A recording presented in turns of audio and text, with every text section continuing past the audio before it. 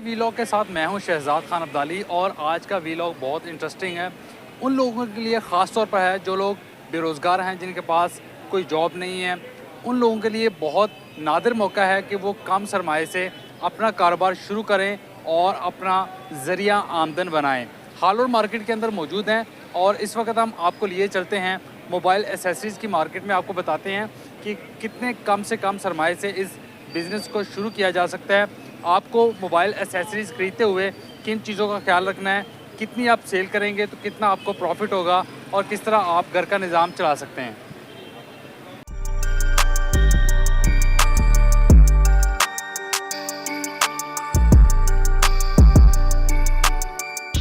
बेटा कितनी उम्र है आपकी? 12 साल।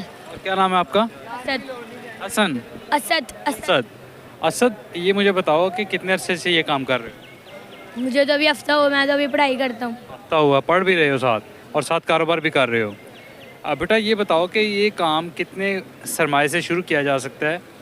कितना पैसे होने चाहिए बंदे के पास? लाख रुपया। 1 लाख रुपये होना चाहिए। और 1 लाख रुपये लगा के आप महीने का कितना कमा सकते हैं? 30,000 रुपया। 30,000 रुपये कमा सकते हैं।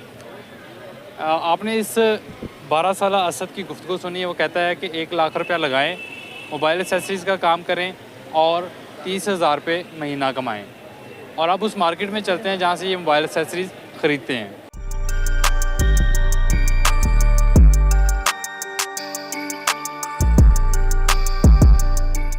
हालोर मोबाइल एसेसरीज़ मार्केट के यंग और डायनामिक बिजनेसमैन तलहा अज़हर हमारे साथ मौजूद हैं। उनसे बात करते हैं कि मोबाइल एसेसरीज़ का कारोबार कम से कम कितने सरमाए में शुरू किया जा सकता है। तलहा, बहुत शुक्रिया आपने वक्त दिया। ये बताइएगा जो मोबाइल एसेसरीज़ का काम है ये कम से कम कितने सरमाए में आप शुरू कर सकते हैं? अस्सलाम वालेकुम। सबसे पहले अस्सलाम वालेकुम और बहुत शुक्रिया आपका, आप आए, आपने टाइम दिया, लोगों को एक गाइडेंस देने का आपने इरादा किया कि यार लोग जो इस वक्त जो हालात से लोग तंग हैं तो उनमें हर बंदा देखता है कि यार देखें बिज़नेस वो देखना है कि जिसमें यार प्रॉफिट मार्जिन भी अच्छा हो और जिसमें रिस्क लेवल भी कम हो। तो ये जो मोबाइल एसेसरीज़ का बिज़नेस जो आप बताना जा रहे हैं इस वक्त, इसमें दोनों चीज़ें हैं। प्रॉफिट मार्जिन भी आपको इंशाल्लाह सबसे ज़्यादा मिलेगा और जो रिस्क रेट है ना वो सबसे कम है। और रिस्क रेट सबसे कम क्यों है? क्योंकि देखें आपने सबसे पहले अपने इन्वायरमेंट में देखना है अपने यार इन्वायरमेंट में कौन कौन सी चीज़ें चल रही हैं कि यार हमारे जिन चीज़ों में आप कह लो कि जिनमें रिस्क रेट कम है। क्योंकि मोबाइल एसेसरीज़ अब हर बंदे की ज़रूरत है, हर बंदे के पास इस वक्त मोबाइल फ़ोन है, ठीक है, उसके एसेसरीज़ की हर बंदे को ज़रूरत है। तो आप कह लें कि इसमें रिस्क लेवल भी सबसे कम है, प्रॉफिट मार्जिन भी ज़्यादा। बाकी आप ये तो आपने बताया जी रिस्क फैक्टर इसमें कम है। ये कोई ऐसी आइटम नहीं है कि पड़ी हुई ख़राब हो जाएगी या आप लॉस में चले जाएंगे। जो हमारे देखने वाले हैं उनको ये बताएं, जो लोग बेरोज़गार हैं ख़ास तौर पर उनके लिए ये व्लॉग है। जो लोग स्टूडेंट्स हैं और वो चाहते हैं कि साथ कोई छोटा मोटा कारोबार करें, लेकिन उनके पास दुकान नहीं है, उनके पास कोई अड्डा नहीं है, कोई जगह नहीं है, तो क्या वो भी इस बिज़नेस में आ सकते हैं? कितना सरमाया होना चाहिए आपके पास?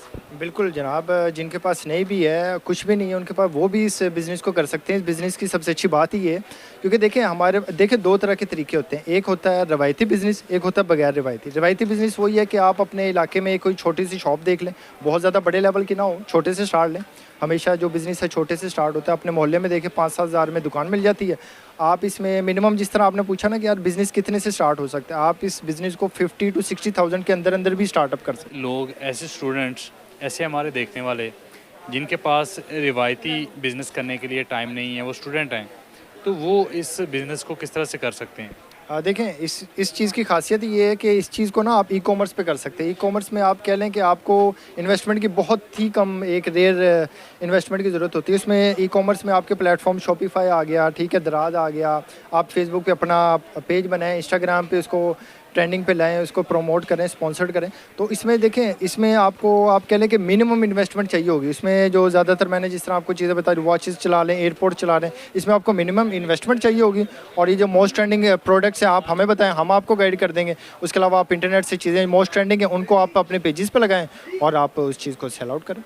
एक स्टूडेंट ने पेज बना लिया है, इससे फर्दर आगे क्या प्रोसीजर होता है? क्या वो आपको फ़ोन करेगा कि यहाँ से टीसीएस चीज़ कर दें, या वो खुद परचेज़ करके टीसीएस करेगा? उसमें देखें 2 चीज़ें होती हैं। ज़्यादातर जो कुछ लोग होते हैं वो तो उनको जिस तरह वो हफ्ते का बैकअप रखते हैं, वो चीज़ें ले जाते हैं, उनको पता होता है यार ये चीज़ें हमारी एक मंथ में ये चीज़ें मोस्ट रनिंग सेल होती है, क्योंकि ऑनलाइन का चीज़ों को उनको पता होता है, हर चीज़ उनके टिप्स भी होती है, तो वो स्टॉक रख लेते हैं अपने पास कुछ लोग। लेकिन कुछ लोग होते हैं वो अफोर्ड नहीं कर पाते, ठीक है, उनको ऑर्डर आते हैं, वो एक हफ्ते तक अपने ऑर्डर्स को आप कह लें कि स्टैक में रखते हैं। वो हमें बताते हैं कि यार एक हफ्ता हो गया है, इतने हमारे पास ऑर्डर्स इकट्ठे आ गए हैं। वो जो सेलर होता है वो हमारे पास आता है, हमसे होलसेल में चीज़ें बाय करता है, साथ ही अगले दिन डिस्पैच कर देता है।